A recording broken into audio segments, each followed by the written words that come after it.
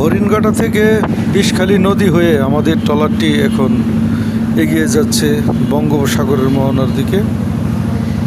সাথে বড় বোন, বোন জামাই, বেয়াই, বাগিনী, বাগিনা জামাই সবাইকে সাথে নিয়ে সমুদ্র ও সুন্দরবনের এক অপরূপ দৃশ্য দেখতে দেখতে আমাদের ট্রলারটি এগিয়ে যাচ্ছে।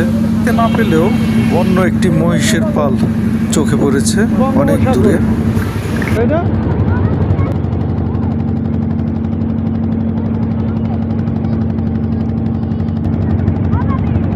বিষখালী নদী থেকে আমরা এখন বঙ্গোপসাগরের মোহনায়।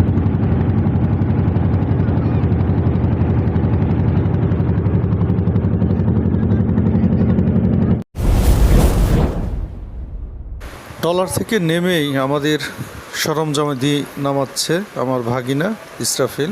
এখানে আমাদের রান্নাবান্নার কার্যক্রম চলবে। মধ্যে আমাদের ছেলেমেয়েরা সমুদ্রে স্নানে নেমে গেছে। তাদের এই উল্লাস দেখে আমিও নেমে পড়লাম সমুদ্রের পানিতে।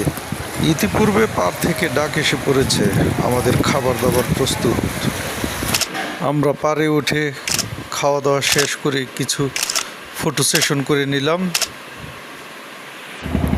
অবশেষে বেলা গড়িয়ে যাচ্ছে, তাই ফিরতেই হয়।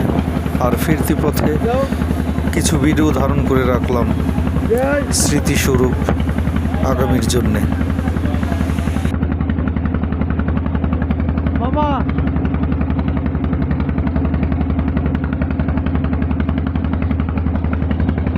যাও তোমরা যাও।